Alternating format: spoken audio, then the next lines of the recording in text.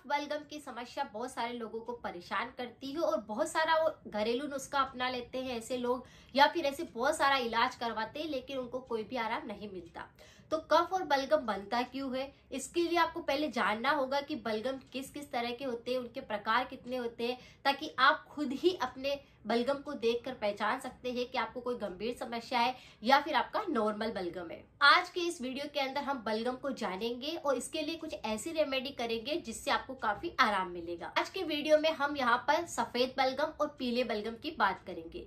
आगे के दूसरे पार्ट के अंदर हम बाकी जितने भी बलगम बचेंगे उनको कवर करेंगे। सबसे पहले हम बात करेंगे कि कफ और बलगम की समस्या होने के पीछे कौन से कारण होते हैं। किसी भी व्यक्ति का सर्दी जुकाम बचपन में बिगड़ा हुआ होता है, निमोनिया हो चुका होता है, या छोटे बच्चे जब रहते हैं तो उनके सीने से फेफड़ों में से इस तरह से सांस लेते समय जो आवाज आती है गर गर की, उन बच्चों को ये समस्या हुई है तो कफ और बलगम उनको ज्यादा बनता है। किसी भी व्यक्ति को एलर्जी रहती है कि किसी खाने से एलर्जी हो जाती है, या जगह पर रहने पर ठंडा पानी पीने से या किसी भी प्रकार का ठंडा सेवन करने से उसको एलर्जी रहती है, तो भी ये संक्रमण देखने को मिलता है। अगर व्यक्ति के शरीर के अंदर जैसे वात पित्त कफ तीनों होते हैं, उसी तरह से कफ दोष जो होता है वो बढ़ने लगता है तो भी ये संक्रमण होने लगता है। बदलते मौसम के कारण भी आपको बैक्टीरिया संक्रमण होने के कारण कफ बलगम की समस्या होने लगती है। भी व्यक्ति को सफेद बलगम निकल रहा है तो उसे जैसे आप तीन तरह से देख सकते हैं। अगर आपको जिस तरह से नाक में से पानी ऐसे गिर रहा है वो सफेद है, साफ करते समय थोड़ा सा चिपचिपा गाढ़ा और सफेद कलर का ही कफ बलगम निकल रहा है, जोर से नाक से सांस खींचते हैं और आपके नाक के अंदर की तरफ ऐसे लगता है कि कुछ बलगम निकला है और उसे थूकते हैं तो आपको दिखाई देता है कि ये सफेद है। कभी खांसी करने के साथ में भी आपको बलगम निकल जाता है और फिर आपको लगता है कि ये सफेद कलर का है। तो इस तरह से तीन तरीके से बलगम निकल जाता है। आपको सफेद बलगम निकल रहा है, इसका नॉर्मल है।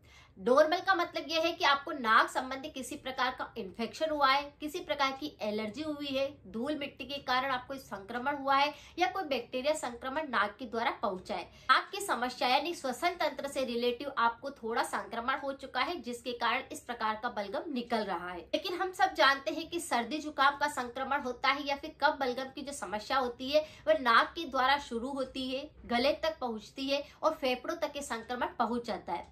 अगर ये संक्रमण आगे बढ़ने लगता है, इस पर ध्यान नहीं दिया जाता है तो ये संक्रमण और ज्यादा बढ़ जाता है। इसलिए व्यक्ति को बार बार गले के अंदर भी संक्रमण होते रहते हैं, चिपचिपापन लगता है, के अंदर भी बहुत भारीपन महसूस होता है, दर्द महसूस होने लगता है और बलगम निकलने लगता है। अगर किसी व्यक्ति को पीला कलर का बलगम निकलेगा तो वही सेम तरीका है। नाक साफ कर रहे हैं उस समय पर पीला कलर का आपको बलगम दिखाई दे रहा है, या खांसी कर रहे हैं तो पीला बलगम निकल रहा है, या फिर आप खकार भर रहे हैं और तब आप पीला बलगम देखते हैं, मतलब यह है कि फेफड़ों तक संक्रमण पहुंच चुका है, ये नाक के द्वारा आपके फेफड़ों तक संक्रमित हो चुका है। अगर ध्यान न दिया जाए तो टीबी जैसी समस्या हो सकती है, छाती का भारीपन आ सकता है, छाती के अंदर आपको कोई दर्द महसूस हो सकता है, छाती के अंदर गरगर की आवाज आ सकती है। लेकिन जैसे कि अगर सफेद है साइनस की समस्या को बताता है कि जैसे नाक का संक्रमण हुआ है, और पीला कलर का बलगम दिखाई दे रहा है तो वह फेफड़ों तक पहुंच चुका है। अगर आपको दोनों में से किसी भी प्रकार का बलगम निकल रहा है, भी कफ बलगम की समस्या होती है तो उसे इग्नोर तो नहीं करना चाहिए, लेकिन उसके लिए आपको ज्यादा दवाइयों का सेवन भी नहीं करना चाहिए। अगर आप ज्यादा दवाइयों का सेवन करते हैं शरीर को और ज्यादा दुष्प्रभावित करता है, आपकी इम्यूनिटी को कमजोर करता है और कफ बलगम की समस्या को और ज्यादा स्ट्रॉन्ग बना देता है। तो इसीलिए क्या होता है कि थोड़े थोड़े दिनों के अंदर लोगों को फिर वापस सर्दी जुकाम लगता है, कफ बलगम की समस्या बनी रहती है। इसीलिए हमेशा ऐसा इलाज करिए जो कि जड़ से उसको बिल्कुल साफ करे। आज जो हम उपाय करेंगे वह आपकी और भी बहुत सारी बीमारियों को सही करेगा, आपकी इम्यूनिटी को स्ट्रॉन्ग बनाएगा और आपको किसी भी कारण से इस प्रकार से बलगम की समस्या रहती है तो उसको जड़ से साफ कर देगा। सबसे पहले हम क्या करेंगे, नाक के द्वारा संक्रमण फैलता है तो सबसे पहले नाक की साफ सफाई पर ध्यान देंगे।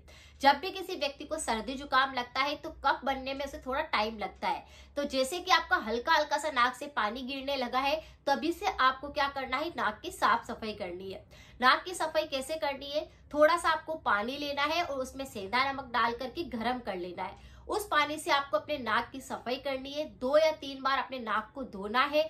हो सके तो नाक के अंदर आपको उंगली डालकर पानी डालकर अच्छे से नाक को साफ करना है, जिससे सारा बैक्टीरिया संक्रमण खत्म हो जाएगा। आपको जो सांस लेने में दिक्कत हो रही थी, नाक जाम हो जाता था और जो पानी गिर रहा था उसमें आराम हो जाएगा। जब आप नाक की साफ सफाई कर लेंगे तो कफ और बलगम बनेगा नहीं और इस प्रकार की कोई भी समस्या आपको पैदा नहीं होगी। पहली स्टेप यही है कि नाक की साफ सफाई करनी है। इसी तरह से 3-4 स्टेप अगर आप कर लेते हैं तो आपको इस प्रकार की एलर्जी नहीं होती, बलगम नहीं जमता। दूसरा स्टेप क्या है कि आपको थोड़ा सा स्टीम लेना है। स्टीम लेने के लिए आप क्या करें, अलग अलग तरह की पानी बनाकर स्टीम ले सकते हैं। लेकिन आपको लगता है कि सिर्फ नाक से पानी गिर रहा है, नाक जाम है, नाक का कोई संक्रमण आपको लगता है कि जैसे साइनस जैसी समस्या लग रही है, तो आप क्या करें, थोड़ा सा पानी बॉईल करिए, उसमें तुलसी की ड्रॉप डाल दीजिए, अदरक डाल दीजिए, अजवाइन डाल दीजिए, जो भी आपको मिल जाता है उसका पानी आप तैयार कर लीजिए, उससे थोड़ा स्टीम लीजिए।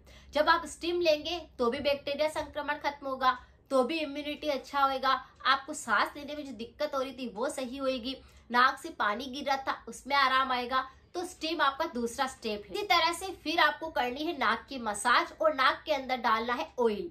ये तीसरी स्टेप भी काफी ज्यादा यूजफुल है। अगर आप इसे भी साथ में करते हैं तो आप देखते हैं कि आपको किसी प्रकार की कफ बलगम की समस्या नहीं बनती। का तेल सबसे अच्छा होता है हमारे नाक के लिए, और सर्दियों के मौसम में ये काफी ज्यादा यूजफुल होता है सर्दी कफ बलगम को साफ करने के लिए।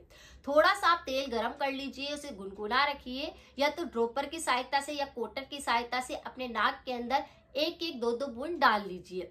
जैसे स्टीम ले ली, उसके बाद इस तरह से नाक के अंदर आप ऑयल डालेंगे तो आपको काफी अच्छा महसूस होएगा। थोड़ी सी नाक की इस तरह से ऑयल लगाकर मसाज कर लीजिए ताकि गर्माहट मिल जाए, नाक का पूरी तरह से श्वसन तंत्र चलने लग जाए। तो इस चीज को भी आप कर सकते हैं। बाहरी उपाय तो आपने 2-3 कर लिए, लेकिन हमारे शरीर के अंदर भी कोई उपाय अगर पहुंचता है तो हमें जल्दी से इम्यूनिटी मजबूती मिलती है और हम स्ट्रॉन्ग बनते हैं और हमारा बैक्टीरिया संक्रमण जल्दी खत्म हो जाता है। तो आपको क्या करना है, तुलसी की चाय लेनी है। तुलसी की चाय कैसे बनाते हैं, 2 तरीके हैं। या तो आपके पास ताजा तुलसी के पत्ते हैं तो आप उसकी चाय बना सकते हैं। अगर आपके पास तुलसी के पत्ते नहीं है तो आप तुलसी की ड्रॉप भी ले सकते हैं। 1 कप पानी रखिए, पानी के अंदर आप 4-5 तुलसी के पत्ते तोड़कर साफ करके उसके अंदर डाल दीजिए और अच्छे से पानी को बॉईल होने दीजिए।